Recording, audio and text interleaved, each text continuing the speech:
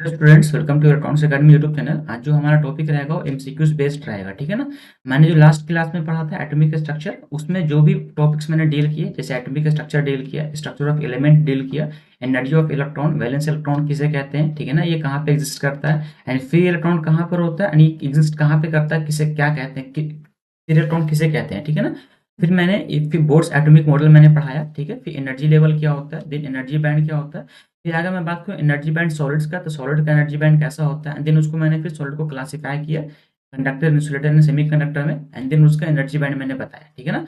ये सारा टॉपिक मैं डील कर दिया हूँ। अब मुझे पढ़ना क्या एक्चुअली में, एसीएम में मुझे क्या पढ़ना है, इलेक्ट्रॉनिक्स कंपोनेंट एंड मटेरियल में क्या पढ़ना है मुझे एक्चुअली एक्चुअली मुझे सेमीकंडक्टर के बारे में पढ़ना है। मैंने क्यों पढ़ना स्टार्ट किया सेमीकंडक्टर, मैं लास्ट में ये भी रीजन बताया था कि मैं सेमीकंडक्टर का पढ़ना ही क्यों चालू किया, मैं कंडक्टर के बारे में क्यों नहीं पढ़ा एंड इंसुलेटर के बारे में क्यों नहीं पढ़ा। तो ये हमारे कुछ कुछ बेसिक रीजन थे जो मैं लास्ट वीडियो में बता दिया हूँ। आप अगर आप उस वीडियो को नहीं देखो तो वीडियो को देख लेना, ठीक है ना। और यहाँ पे जो भी एमसीक्यूज लिया मैंने वो सारा प्रीवियस ईयर क्वेश्चन है, ठीक है ना। यूपीए यहाँ तक कि वो जो प्रीवियस ईयर क्वेश्चन है वो यूपीएससी आईएएस का जो क्वेश्चन आता है ना, उसका भी मैंने प्रीवियस ईयर क्वेश्चन लिया यहाँ पर। तो देखना कैसा कैसा बेसिक बेसिक थ्योरी क्वेश्चन पूछता है यूपीएससी जो है था, वो बेसिक थ्योरी पूछता है क्वेश्चन में, ठीक है। और आपको एक काम है, आप एक को मैं एक काम दे रहा हूँ, आप ना मेरा जो वीडियो है ये वीडियो को देखना, और आपको जितना ऑब्जेक्टिव सही रहेगा उसको आप कमेंट सेक्शन में कमेंट करना कि सर मेरा इतना आउट ऑफ इतना मेरा सही हुआ, ठीक है। तो चलो फिर वीडियो को शुरू करते हैं बिना देरी के हुए। अगर आप चैनल पे नए आए हो तो हमारे वीडियो को लाइक करना एंड चैनल को सब्सक्राइब करना, ठीक है। चलो फिर वीडियो को शुरू करते हैं and देखते हैं आगे का पहला क्वेश्चन। फर्स्ट क्वेश्चन क्या कहता है, द फर्स्ट क्वेश्चन बोल रहा है कि ये देखो हमारा फर्स्ट क्वेश्चन बोल रहा है, the outermost orbit of an atom can have maximum of electron.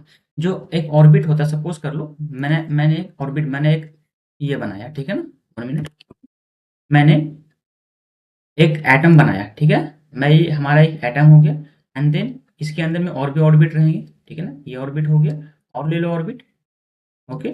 ये बहुत सारा ऑर्बिट है, मान लो मैं सपोज सिलिकॉन का ही बना रहा हूँ, ठीक है ना। एंड ये इसका सेंट्रल एटम, जिसको ये अपना क्या होता है, प्लस होता है ना।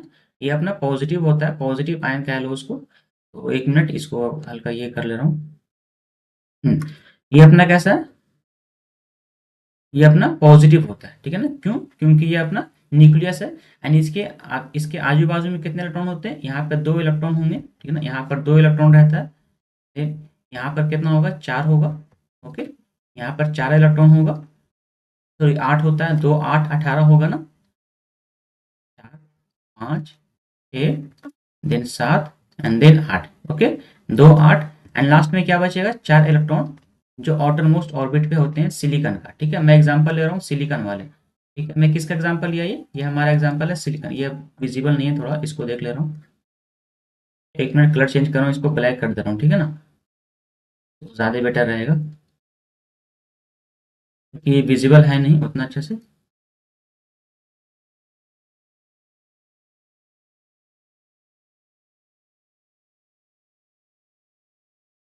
ठीक है, चलो। तो ये अपना हो गया, ये रहो, ब्लैक ब्लैक मैंने ले लिया, ठीक है। तो ये क्या है, ये सिलिकॉन है, ठीक है ना। ये अपना जो है वो सिलिकॉन मैंने यूज किया, मैं जो एलिमेंट यूज किया हूँ, ठीक है ना। सेमीकंडक्टर जो मैं लिया वो सिलिकॉन लिया, ओके, सिलिकॉन।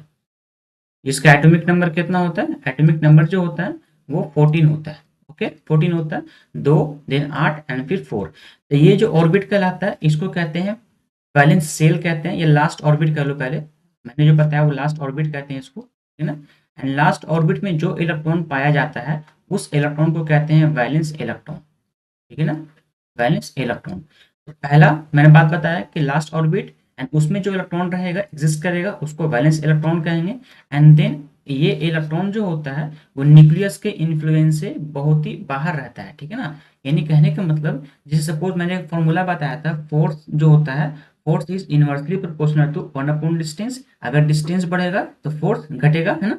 डिस्टेंस मैंने बताया था, ये कहाँ से आया था, एफ इज इक्वल टू क्या होता है, 1/4 pi epsilon not Q1 Q2 by D square कह लो या आर स्क्वायर, जो भी कह लो, ठीक है ना। डी इज द डिस्टेंस, तो ये अपना डिस्टेंस होता है, ठीक है ना। जैसे जैसे मैं डिस्टेंस बढ़ाऊंगा वैसे वैसे अपना फोर्स क्या इंक्रीज डिक्रीज करेगा, ठीक है ना। इस तरीके से मतलब ये फोर्स जो है वो डिक्रीज करेगा, इस न्यूक्लियस के इन्फ्लुएंस से ये इलेक्ट्रॉन बाहर निकलने लग जाएगा। एंड जैसे मैं फोर्स बढ़ाऊंगा फोर्स इसका घटेगा, डिस्टेंस अगर मैं डिस्टेंस इसका बढ़ाता हूँ देन उसका जो उस इलेक्ट्रॉन का एनर्जी जो होता है वो इंक्रीज करता है, ठीक है ना। मतलब जैसे जैसे मैं इस न्यूक्लियस से दूर जाऊंगा वैसे वैसे उस इलेक्ट्रॉन का एनर्जी इंक्रीज करेगा, तो इसके पास एनर्जी जो होगा वो हाईएस्ट होगा एंड फोर्स जो होगा वो लो होगा। फोर्स कैसा होगा, वो डाउन होगा, एंड एनर्जी कैसा होगा, वो हाई होगा, ठीक है ना। तो अब मैं ये बताना चाह रहा हूँ, ये वैलेंस इलेक्ट्रॉन है एंड इस इलेक्ट्रॉन ये जो लास्ट ऑर्बिट है ना, तो लास्ट ऑर्बिट में ये outer most orbit, last orbit को हम लोग आउटर मोस्ट ऑर्बिट भी कहते हैं, एंड इसमें जो है मैक्सिमम से मैक्सिमम 8 इलेक्ट्रॉन ही रह सकता है, ठीक है ना। मैक्सिमम 8 इलेक्ट्रॉन ही रह सकता है, तब ये अपना एटम जो होगा वह स्टेबल हो जाएगा। तो ऑप्शन नंबर हमारा 1 होगा। तो मैं ये बताना चाह रहा हूँ तो कि आउटर मोस्ट ऑर्बिट क्या होता है and then outermost orbit में क्या एग्जिस्ट करता है, तो वैलेंस इलेक्ट्रॉन एग्जिस्ट करेगा, ठीक है ना। एंड ये वैलेंस इलेक्ट्रॉन के पास क्या होगा, एनर्जी मैक्सिमम होगा, एंड फोर्स जो होगा और फोर्स अगेंस्ट टू न्यूक्लियस वो डाउन रहेगा, डिक्रीज रहेगा, ठीक है ना। ऑप्शन नंबर हमारा क्वेश्चन नंबर फर्स्ट का 1 हो जाएगा, ठीक है। नेक्स्ट क्वेश्चन देखिए, when the outermost orbit of an atom has less than 4 electron, अगर आउटरमोस्ट ऑर्बिट में जो ऑर्बिट का जो एटम है, एटम का जो लास्ट ऑर्बिट है उसमें अगर 4 से कम इलेक्ट्रॉन होता है, then material is generally, material कौन सा मटेरियल कहलाएगा, तो मैं पहले भी बताया था, अगर कोई आउटरमोस्ट ऑर्बिट में अगर सिर्फ ओनली 4 इलेक्ट्रॉन होता है, अगर इलेक्ट्रॉन 4 होता है, देन वो कहलाता है सेमीकंडक्टर, ठीक है ना। और अगर 4 से कम रहेगा इलेक्ट्रॉन, ठीक है ना, 4 इलेक्ट्रॉन से कम रहेगा, देन वो कहलाएगा हमारा मेटल, ओके ना, मेटल कहलाता है। मेटल कहला कह दो या फिर कंडक्टर कह दो, ठीक है ना, या फिर कंडक्टर कह दो, कंडक्टर लिख दे रहा हूँ मैं यहाँ पे, कंडक्टर, ओके। और अगर 4 से ज्यादा रहता है, 4 इलेक्ट्रॉन से ज्यादा रहेगा, देन वो कहलाएगा हमारा इंसुलेटर, ठीक है, इंसुलेटर कह लो, या फिर कह लो कि नॉन मेटल, ओके ना, ये नॉन मेटल, ओके। तो मैं ये पहले लॉजिक बता दिया हूं, मैं ये सारा क्वेश्चन जितना सा पूछा हुआ क्वेश्चन है, तो बोल रहा है कि 4 इलेक्ट्रॉन से कम है, तो ऑप्शन नंबर हमारा 2 हो जाएगा, क्वेश्चन नंबर 2 का, ठीक है। तो इस तरीके से हम लोग डील करते हैं, ये क्वेश्चन नंबर 2 हो गया, ठीक है ना। क्वेश्चन नंबर 3 देखो, क्वेश्चन नंबर 3 बोल रहा है, ये क्वेश्चन नंबर 3 क्या बोल रहा है कि द वैलेंस इलेक्ट्रॉन है, वैलेंस इलेक्ट्रॉन के पास होता क्या है, ठीक है ना। तो अपना वैलेंस इलेक्ट्रॉन किसे कहते हैं, वैलेंस इलेक्ट्रॉन जो लास्ट ऑर्बिट में, आउटरमोस्ट ऑर्बिट में जो इलेक्ट्रॉन एग्जिस्ट करेगा, then is called valence electron, ठीक है ना। तो वैलेंस इलेक्ट्रॉन के पास क्या होता है, एनर्जी स्मॉल होता है या एनर्जी कम होता है या फिर मैक्सिमम एनर्जी होता है या नन ऑफ दिस। तो जो मैंने क्या बताया, जैसे जैसे ये फोर्स, जैसे मैं वैलेंस इलेक्ट्रॉन में लास्ट ऑर्बिट वाले इलेक्ट्रॉन के पास क्या होगा, फोर्स कम होगा, फोर्स जो फोर्स ऑफ अट्रैक्शन जो होता है न्यूक्लियस से वो कम हो जाता है, और जब फोर्स ऑफ अट्रैक्शन कमेगा, देन उसका एनर्जी जो है वो इंक्रीज करेगा, या मैक्सिमम कह लो, क्योंकि लास्ट ऑर्बिट है, आउटरमोस्ट ऑर्बिट है, तो अपना मैक्सिमम एनर्जी रहेगा। तो ऑप्शन नंबर हमारा 3 हो जाएगा, क्वेश्चन नंबर 3 का, ठीक है ना। तो देख रहे हो, मतलब ये सारा जो है, मतलब जो मैंने पढ़ाया उसी बेस पे सारा क्वेश्चन आता है, ठीक है ना। तो बस कुछ नहीं करना, अगर आपको कॉन्सेप्ट पता है तो बस ये बन जाएगा, ठीक है। नेक्स्ट क्वेश्चन नंबर 4 देखिए, बोल रहा है a large number of free electron exist in the, मैंने बताया था कि फ्री इलेक्ट्रॉन जो होता है वो लार्ज, अगर ज्यादा नंबर ऑफ फ्री इलेक्ट्रॉन्स रहेगा, देन वो मेटल कहलाता है, मेटल कहलाएगा। इंसुलेटर में जो फ्री इलेक्ट्रॉन होता है, जैसे यहाँ पे फ्री इलेक्ट्रॉन क्या होगा, फ्री इलेक्ट्रॉन जो होता है वो लार्ज रहता है, ठीक है ना, यहाँ पर लार्ज होता है, ओके। एंड यहाँ पर जो फ्री इलेक्ट्रॉन होगा वो नो होगा, नो फ्री इलेक्ट्रॉन, ठीक है, फ्री इलेक्ट्रॉन, ओके। एंड इसमें जो होता है वो कह लो कि फ्री फ्री इलेक्ट्रॉन होता है, few free electron, free electron, ठीक है ना, इसमें फ्री फ्री फ्री इलेक्ट्रॉन होता है, ओके। तो अननोन मेटल तो अपना हटाओ उसको भी। तो ऑप्शन नंबर हमारा जो होगा वो 2 होगा, और इसका मैंने एक एनर्जी बैंड डायग्राम भी बताया था, तो आगे चलो, आगे हम लोग बताएंगे एनर्जी बैंड डायग्राम, ठीक है ना। तो एनर्जी बैंड डायग्राम से इसको मैं क्लियर कर दूंगा। तो ऑप्शन नंबर हमारा जो होगा वो क्या होगा, फ्री इलेक्ट्रॉन जो होता है लार्ज नंबर में, ऑप्शन नंबर 2 मेटल में होगा, ठीक है ना। तो ये तो बाकी इसका एक्सप्लेनेशन में नेक्स्ट क्वेश्चन में दूंगा आगे अच्छे से, ठीक है। नेक्स्ट आगे क्वेश्चन पढ़ते हैं, क्वेश्चन नंबर 5 बोल रहा है कि the electron in the third orbit, the electron in the third orbit of an atom have, जो थर्ड ऑर्बिट में एटम है, ठीक है ना, ऑर्बिट में इलेक्ट्रॉन जो रह रहा है उसके पास जो एनर्जी है, then the electron of second orbit, उसका एनर्जी कैसा होगा। तो ये कहना चाह रहा है, मान लो सपोज कर लो मैं एक ऑर्बिट बना रहा हूँ, ठीक है ना, ये फर्स्ट ऑर्बिट हो गया, ये मान लो एक ऑर्बिट हो गया, एंड देन एक ये ऑर्बिट हो गया, एंड देन मान लो एक अपना न्यूक्लियस बना लो यहाँ पे, चलो रहने दो, ये अपना न्यूक्लियस हो गया, ठीक है ना।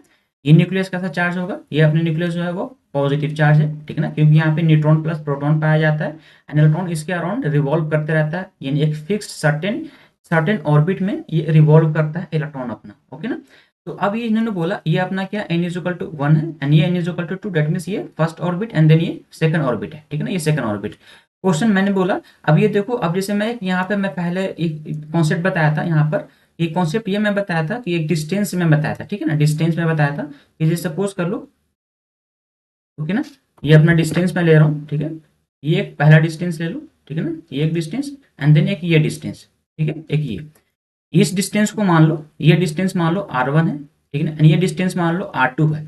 तो r1 is nothing but r1 जो है वो स्मॉल है, इन कम डिस्टेंस है r2 के, ओके ना। मतलब जैसे जैसे मैं न्यूक्लियस से दूर जाऊंगा वैसे वैसे हमारा फोर्स ऑफ अट्रैक्शन क्या होगा, डिक्रीज करेगा। क्या मैंने बताया था पिछले क्वेश्चन में, एफ जो होता है वो डायरेक्टली इनवर्सली प्रोपोर्शनल तो क्या होता है, आर ऑफ ए स्क्वायर होता है ना, ये तो फॉर्मूला होता है, एफ जो होता है inversely proportional to R of a square. कहने का मतलब, तो अगर ये r का वैल्यू अगर डिक्रीज इंक्रीज कर रहा है तो फोर्स कैसा होगा, वो डिक्रीज करेगा, इन फोर्स ऑफ अट्रैक्शन कैसा होगा, वो डिक्रीज करेगा। अगर फोर्स ऑफ अट्रैक्शन डिक्रीज कर रहा है, अगर फोर्स डिक्रीज कर रहा है देन एनर्जी अपना इंक्रीज करेगा, ओके ना, क्योंकि लास्ट ऑर्बिट जैसे जैसे मैं न्यूक्लियस के इन्फ्लुएंस से बाहर जाऊंगा वैसे वैसे हमारा एनर्जी जो है वो इंक्रीज करते चला जाएगा। इट मीन्स कहने का मतलब, अगर मान लो यहाँ से यहाँ तक एनर्जी अगर E1 है एंड यहाँ से लेकर यहाँ तक एनर्जी जो अपना E2 है, ठीक है ना, तो E1 का जो एनर्जी होगा वो लेस देन होगा E2 के एनर्जी से, ओके ना। तो इस तरीके से हम लोग क्लैरिफाई करते हैं, ओके। तो अपना अब ये बोला कि जो बोल रहा है क्वेश्चन में कि जो थर्ड ऑर्बिट का जो इलेक्ट्रॉन है, ये थर्ड ऑर्बिट का, ठीक है, एक और ऑर्बिट इन्होंने बोला, ठीक है ना, एक और ऑर्बिट बना लो यहाँ पर, ये 3 ऑर्बिट बोल रहा है यहाँ पर, ओके ना। तो एक और ऑर्बिट बना देता हूँ मैं यहाँ पे, एंड देखो एक और ऑर्बिट, ये रहा अपना एक और ऑर्बिट, ठीक है ना। मान लो ये अपना थर्ड ऑर्बिट है, ये n is equal to 3। Question बोल रहा है कि जो थर्ड ऑर्बिट है ना, ऑर्बिट का जो इलेक्ट्रॉन, मान लो ये इलेक्ट्रॉन यहाँ पे एक इलेक्ट्रॉन है, ठीक है, इलेक्ट्रॉन जो है उसके पास जो एनर्जी होगा सेकंड ऑर्बिट के इलेक्ट्रॉन से एनर्जी में क्या होगा, जो थर्ड ऑर्बिट का इलेक्ट्रॉन रहेगा उसके पास एनर्जी कैसा होगा, वो तो मैक्सिमम होगा ना as compare to second orbit वाला इलेक्ट्रॉन, क्योंकि इसका डिस्टेंस बढ़ रहा है तो इसका फोर्स ऑफ अट्रैक्शन घटेगा, इस इलेक्ट्रॉन का फोर्स ऑफ अट्रैक्शन घटेगा एंड देन इसका एनर्जी इंक्रीज करेगा एज कम्पेयर टू इससे, ठीक है। तो ऑप्शन नंबर हमारा कैसा होगा, वो मोर होगा, ठीक है ना। 5 का ऑप्शन नंबर हमारा 1। नेक्स्ट क्वेश्चन आगे बढ़ते हैं, when an electron jump from higher orbit to a lower orbit. मान लो सपोज कर लो कोई इलेक्ट्रॉन है,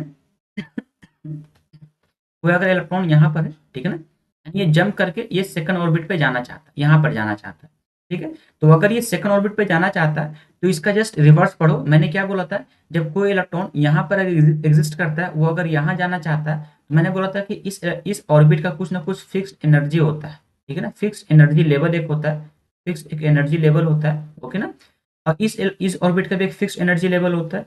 तो मान लो सपोज करो अगर इसका 6 इलेक्ट्रॉन वोल्ट फिक्स एनर्जी है एंड इसका suppose 4 electron volt fix energy है, तो अगर इस 4 से 6 पे जाने के लिए इसको 2 इलेक्ट्रॉन वोल्ट एनर्जी चाहिए तब ये जहाँ पे जाएगा। देन अगर मुझे इसका रिवर्स करना होगा, यानी कि अगर 6 से मुझे 4 पे जाना होगा तो 2 इलेक्ट्रॉन वोल्ट एनर्जी कहीं ना कहीं इसको रिलीज करेगा, ठीक है ना, इमिट करेगा, हटाएगा, कहीं पे छोड़ देगा ये, ठीक है। डेट मीन्स कहने का मतलब, अगर को हायर ऑर्बिट से लोअर ऑर्बिट की तरफ जाता है देन एनर्जी को क्या करता है, वो इमिट करता है, निकालता है, रिलीज करता है। तो ऑप्शन नंबर हमारा क्या होगा, वो 2 हो जाएगा 6 का, ठीक है ना। नेक्स्ट क्वेश्चन चलते हैं, क्वेश्चन नंबर 7 पे चलते हैं। क्वेश्चन नंबर 7 देखो क्या बोल रहा है, आप कॉन्सेप्ट समझना मैं किस तरीके से कॉन्सेप्ट को डील कर रहा हूँ, ठीक है ना।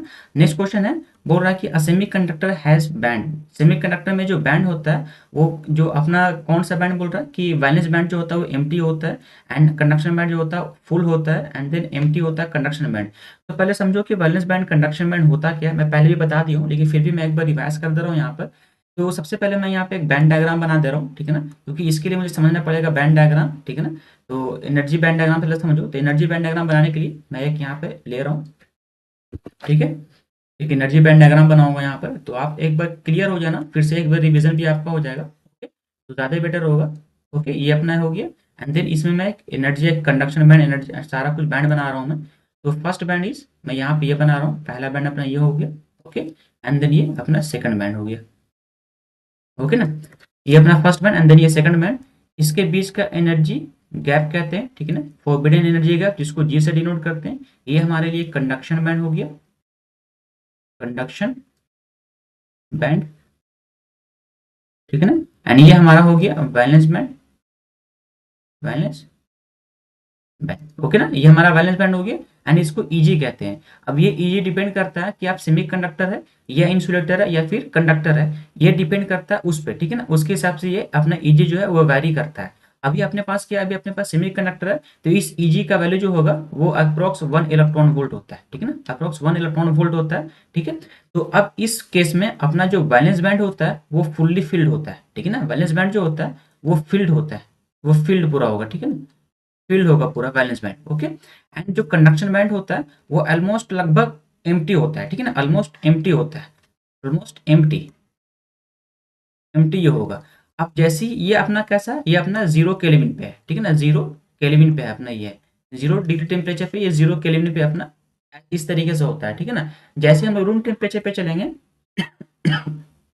जैसे हम रूम टेम्परेचर पे चलेंगे तो कुछ इलेक्ट्रॉन यहाँ से यहाँ जाएगा, वो हम लोग पढ़ेंगे आगे चैप्टर, जो नेक्स्ट चैप्टर हम लोग स्टार्ट करेंगे ना, तो किस तरीके से इलेक्ट्रॉन कहाँ पे जाता है, कैसे होता है, वो मैं नेक्स्ट चैप्टर में जो अभी पढ़ूंगा नेक्स्ट चैप्टर, तो हम बताएंगे उसमें किस तरीके से होता है, ठीक है ना, कैसे वैलेंस बैंड जो बाउंडेड इलेक्ट्रॉन जो होता है वो फ्री होकर कंडक्शन बैंड में चला जाता है। वो बिल्कुल उसमें एक विजुअलाइजेशन क्रिएट करूंगा, एक अच्छे से दिखाऊंगा किस तरीके से इलेक्ट्रॉन जो यहाँ से लेकर वहां तक मूव कर रहा है, ठीक है ना, तो मैं उसको दिखाऊंगा अच्छे से, ठीक है। अभी आप समझो कि जो कंडक्शन बैंड होता है वो फ्री मतलब एम्प्टी होता है, एंड वैलेंस बैंड जो होता है वो पूरा फुल होता है, फिल्ड होता है। एंड बैलेंस बैंड में कैसा होता है, फील्ड भी कह सकते हो ना, हाफ फील्ड भी कह सकते हो, क्योंकि आपने देखा कि 4 इलेक्ट्रॉन वोल्ट होता है, 4 इलेक्ट्रॉन होता है ना उसमें, तो ये कैसा होगा, ये बाउंडेड इलेक्ट्रॉन होगा, ठीक है ना, ये बाउंडेड इलेक्ट्रॉन होगा। एंड यहाँ पे कैसा इलेक्ट्रॉन रहता है, वो फ्री इलेक्ट्रॉन पाया जाता है, ठीक है। तो ऑप्शन नंबर हमारा जो होगा वो क्या होगा, ऑलमोस्ट एम्प्टी कंडक्शन में, ठीक है ना, ऑलमोस्ट एम्प्टी कंडक्शन में, ऑप्शन नंबर हमारा 2 हो जाएगा 7 का। क्वेश्चन नंबर 8 देखिए, the electron in the conduction band are known as, जो कंडक्शन बैंड में इलेक्ट्रॉन होता है उस इलेक्ट्रॉन को क्या कहते हैं हम लोग, अभी जस्ट मैंने बताया कंडक्शन बैंड के इलेक्ट्रॉन को क्या कहते हैं, फ्री इलेक्ट्रॉन कहा जाता है, ठीक है ना, free electron. And valence electron किसको कहते हैं, ये बाउंडेड इलेक्ट्रॉन किसे कहते हैं, बाउंडेड अपना इसमें रहेगा एंड वैलेंस भी इसमें रहेगा, मैं बताऊंगा जब हम लोग सेमीकंडक्टर फिजिक्स पढ़ेंगे, देन इन दोनों को मैं डील करूंगा, बाउंडेड इलेक्ट्रॉन क्या होता है एंड देन वैलेंस इलेक्ट्रॉन क्या होता है, इसको तो मैं पहले बता दिया हूँ, बट बाउंडेड इलेक्ट्रॉन उतनी बेहतर से मैं नहीं बताया हूँ, ठीक है ना। तो जब मैं सेमीकंडक्टर फिजिक्स स्टार्ट करूंगा तो उसमें मैं पूरा क्लियर कर दूंगा कि बाउंडेड इलेक्ट्रॉन होता क्या है, ये किस तरीके से अपना बॉन्ड को तोड़कर कंडक्शन बैंड में चला जाता है, तो आगे मैं बताऊंगा इसका, ठीक है। तो ऑप्शन नंबर हमारा 3 हो जाएगा क्वेश्चन नंबर 8 का। क्वेश्चन नंबर 9 देखिए, बोल रहा है insulator the energy gap between valence and conduction band. बस यही कॉन्सेप्ट आपको समझना था, मैं यही समझाना चाह रहा था आपको। चलो इसको मैं कॉपी कर ले रहा हूँ, ठीक है ना, तो आपको समझाने में इजी रहेगा, ये वाला मैं कॉपी कर ले रहा हूँ, ठीक है। अरे मिनट, ये पूरा कॉपी हो जा रहा है, इस वाले टर्म को मैं पूरा कॉपी कर ले रहा हूँ,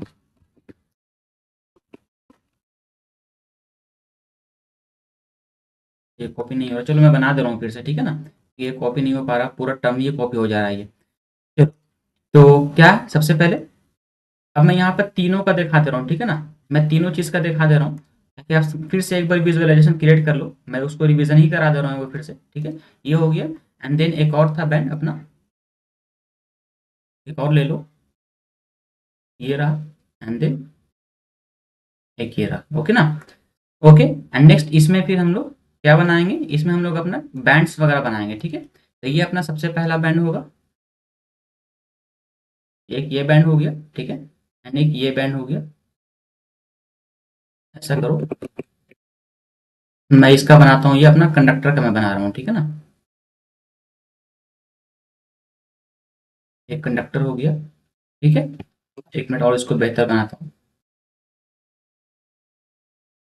एक कंडक्टर हो गया, ठीक है, यानी ये अपना एक इंसुलेटर बना रहा हूँ। अब समझ लेना, चीज़ों को विजुअलाइज करो, ठीक है ना, ये अपना एक इंसुलेटर हो गया, ठीक है। तो ये क्या कहलाता है अपना, ये अपना हो गया कंडक्शन बैंड, एंड ये हो गया अपना वैलेंस बैंड, ठीक है ना, कंडक्शन बैंड एंड देन ये वैलेंस बैंड। तो मैं क्या बताया था कि इसका जो Eg होता है, फॉरबिडन एनर्जी गैप जो होता है वो लगभग 15 इलेक्ट्रॉन वोल्ट होता है, या उससे भी ज्यादा हो सकता है, ठीक है ना। एंड इसका जो एनर्जी गैप जो होता है वो Eg वो इज इक्वल टू 0 होता है, एंड देन ये और ये ओवरलैप किया रहता है, ये जो होता है ना ये ओवरलैप रहता है, ठीक है, ये पूरा ओवरलैप रहेगा, यानी कंडक्शन बैंड के ऊपर वैलेंस बैंड या वैलेंस बैंड के ऊपर कंडक्शन बैंड पूरा चढ़ा हुआ रहेगा, ठीक है ना। तो ये अपना किसके लिए था, ये अपना कंडक्टर के लिए होता है, कंडक्टर के लिए ऐसा होता है, एंड ये अपना इंसुलेटर के लिए होता है, इंसुलेटर इंसुलेटर के लिए होता है, ठीक है ना। तो इसने क्या बोला, बोल रहा है कि insulator the energy gap between the valence and conduction band कैसा होता है एज कम्पेयर टू, अगर कंडक्टर और सेमीकंडक्टर का बात करूं, ये अपना क्या है सेमीकंडक्टर अपना, ठीक है ना। तो अगर as compare to conductor and semiconductor का बात करो तो जो इंसुलेटर का एनर्जी गैप होता है वो बहुत ही ज्यादा होता है, डेट मीन्स कहने का मतलब वेरी लार्ज होता है, ठीक है ना। तो वेरी लार्ज ऑप्शन नंबर हमारा 9 का 1 हो जाएगा। अब नेक्स्ट आगे बढ़ते हैं एंड देखते हैं नेक्स्ट क्वेश्चन, इसी बेस पे क्वेश्चन दे रखा है, ठीक है ना, सेम इसी बेस पे इसी कॉन्सेप्ट पे क्वेश्चन रहेगा। नेक्स्ट नेक्स्ट क्वेश्चन बोल रहा है in conductor the energy gap between the valence and conduction band कैसा होता है, तो वेरी स्मॉल होता है ना, मैं बताया ना अभी वेरी स्मॉल, लगभग और कहो कि वो लगभग ओवरलैप भी रहता है, ठीक है ना। तो वेरी स्मॉल यहाँ पे ऑप्शन एक दे रहा है, तो अपना ऑप्शन नंबर हमारा 3 हो जाएगा। मैं पहले इसका कॉन्सेप्ट बता दिया हूँ, ठीक है। नेक्स्ट क्वेश्चन नंबर 11 देखो, according to Bohr's atomic theory या Bohr's theory of an atom the an electron can move in an orbit, जो ऑर्बिट में मूव करता है वो ऑर्बिट का जो रेडियस होता है वो रेडियस कैसा होता है, कोई भी रेडियस में वो मूव कर लेता है क्या, वो एक सर्टेन रेडियस भी होता है या फिर कोई रेंज ऑफ रेडियस होता है या फिर नन ऑफ दिस होता है, ठीक है। तो मैंने क्या बताया था, आप अगर आपको ध्यान होगा तो मान लो यहाँ पर सपोज कर लो ये फर्स्ट ऑर्बिट हो गया एंड देन ये अपना सेकंड ऑर्बिट हो गया, ठीक है ना, ये अपना सेकंड ऑर्बिट हो गया एंड ये मान लो अगर एक last orbit then third orbit ये है, ओके ना। एंड एक न्यूक्लियस बना लो, ये अपने एक न्यूक्लियस है, ओके, ये अपना एक न्यूक्लियस है। तो न्यूक्लियस है, अब इस मान लो सपोज एक इलेक्ट्रॉन मूव कर रहा है, एक इलेक्ट्रॉन जो है वो मूव ऑन कर रहा है, यहाँ से मूव कर रहा है, ठीक है ना, ये अपना इलेक्ट्रॉन है, देखिए यहाँ ऐसा कर लो, यहाँ पे व्हाइट में ले रहा हूँ, ठीक है ना, ये ले रहा हूँ, ये अपने एक इलेक्ट्रॉन जो है वो मूव कर रहा है। ये मूव कैसा करता है, ये जो मूव करता है इसमें 8 इलेक्ट्रॉन होता है, ठीक है ना, ये इसमें 8 इलेक्ट्रॉन होगा, तो 4 5 6, मैं बार बार एक ही फिगर को बना दूं ताकि आपको एक बार याद हो जाए, दिमाग में बैठ जाए कि देखो किस तरीके से ये फिगर बनता है, ठीक है ना, 3 एंड देन 4, ओके ना। ये जो इलेक्ट्रॉन होता है तो आप देख लो कि फिक्स्ड एक रेडियस है, ये अपना सेंट्रल एटम है प्लस, ठीक है ना, जिसको न्यूक्लियस कहते हैं, ये एक रेडियस है जिसको R1 मान लो, तो जो फिक्स्ड है सभी जगह पे ये रेडियस फिक्स्ड है। अब आगे बढ़ोगे तो ये भी एक फिक्स्ड रेडियस है, एक और आगे बढ़ोगे तो एक फिक्स्ड रेडियस, मतलब कहने का मतलब ये सर्टेन रेडियस है, एक रेडियस में ही वो वर्क वो रिवॉल्व करेगा वो, ठीक है ना, मूव करेगा। तो क्या मैंने बोला कि जो रेडियस होता है वो सर्टेन होता है। मैं जब बोर्स एटॉमिक मॉडल पढ़ा रहा था तो मैं वहां पे डेफिनेशन लिखा था, इसका स्टेटमेंट लिखा था, तो मैं ये वर्ड्स को भी यूज किया था कि सर्टेन रेडियस, ठीक है ना, मैं इस वर्ड्स को यूज किया था वहां पर। तो आप जब पिछला वीडियो खोलना वहां पे मैं बताया हूँ, ठीक है ना। वैसे मैं यहाँ पे एक्सप्लेन कर दिया कि रेडियस कैसा होता है, वो फिक्स्ड होता है या फिर सर्टेन होता है, ठीक है ना। तो ऑप्शन नंबर हमारा 2 हो जाएगा क्वेश्चन नंबर 11 का। क्वेश्चन नंबर 12 देखो, in semiconductor the energy gap between the valence and conduction band, अभी जस्ट मैंने पिछला क्वेश्चन में बताया कि जो सेमीकंडक्टर में वैलेंस बैंड और कंडक्शन बैंड के बीच में जो एनर्जी गैप वाला है ना, ईजी का वैल्यू कितना होता है, 1 इलेक्ट्रॉन वोल्ट होता है, मैं बताया ना पिछला क्वेश्चन में भी, तो 1 इलेक्ट्रॉन वोल्ट अपना ईजी होता है, ठीक है ना। तो ऑप्शन नंबर हमारा जो होगा वो 4 हो जाएगा, ठीक है ना, 12 का ऑप्शन नंबर हमारा 4 हो जाएगा। नेक्स्ट क्वेश्चन देखो, क्वेश्चन नंबर 13 क्वेश्चन, अब जो हम लोग क्वेश्चन पढ़ेंगे वो लगभग हम लोग जो आईएएस में पूछा हुआ क्वेश्चन है ना वो हम लोग पढ़ेंगे, ठीक है ना। पहले 13 क्वेश्चन नंबर देख लो, the energy gap between the valence band and conduction band in insulator, insulator में कैसा गैप कितना होता है। इंसुलेटर अगर मैं बात करूं तो मैक्सिमम से मैक्सिमम गैप होगा तो 15 इलेक्ट्रॉन वोल्ट मैक्सिमम गैप होगा, ठीक है ना। तो ऑप्शन नंबर हमारा 1 होगा, मैं इसका सारा एक्सप्लेनेशन पिछला क्वेश्चन में दे चुका हूँ, ठीक है ना।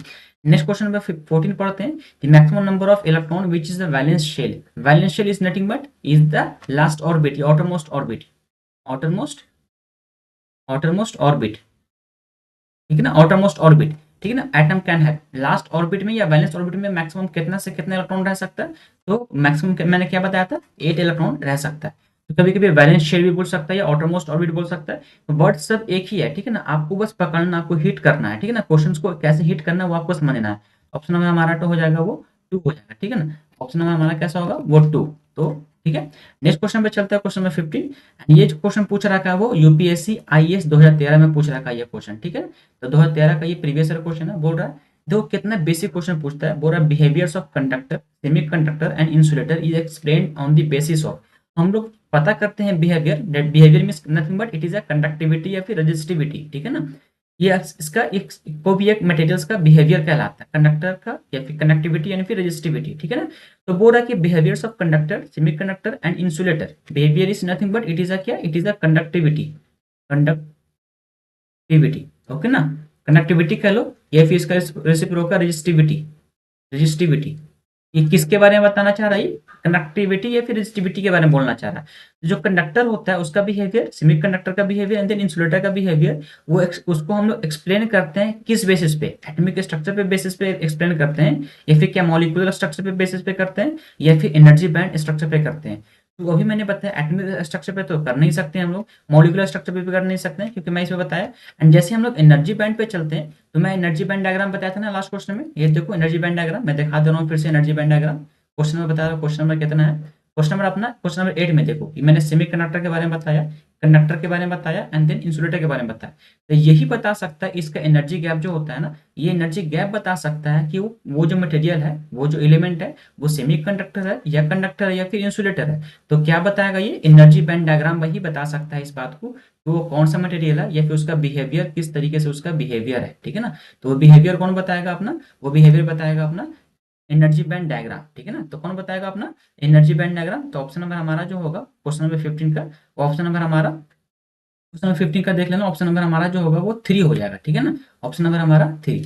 नेक्स्ट क्वेश्चन नंबर देखो, देखो कितना इजी क्वेश्चन पूछता है, लेकिन आपको जब क्वेश्चन देखोगे फर्स्ट टाइम तो यहाँ पे देखो, देखो लास्ट दिया है all of the above, all of this, ठीक है ना। तो आपको लगेगा कि सारा कुछ तो नहीं बताता है, तो बस यही क्वेश्चन जो यूपीएससी आईएएस जो पूछता है वो मैनिपुलेट करने वाला क्वेश्चन पूछेगा, आपको फंसाने वाला, ट्रैप करने वाला क्वेश्चन पूछेगा। तो ट्रैप नहीं होना है, अगर आपको कॉन्सेप्ट क्लियर है तो आप कभी ट्रैप नहीं होगे और कभी फंसोगे नहीं, ठीक है ना। एक कैसे किस देख लो क्वेश्चन कैसे मैनिपुलेट कर दिया आपको, ऑल ऑफ द अबव देख के मैनिपुलेट कर दिया, ठीक है ना। अगर ये नन ऑफ दिस यहाँ पे रहता तब मैनिपुलेट आप नहीं हो पाते, लेकिन यहाँ पे ऑल ऑफ दिस दिया इसलिए आप यहाँ पे ट्रैप कर गए क्वेश्चन में, ठीक है।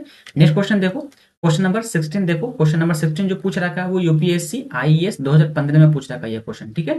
बोल रहा है energy gap in energy band structure, जो एनर्जी बैंड स्ट्रक्चर मैंने बनाया उसमें जो एनर्जी बैंड स्ट्रक्चर का जो एनर्जी गैप है वो 9 इलेक्ट्रॉन वोल्ट है एट रूम टेम्परेचर।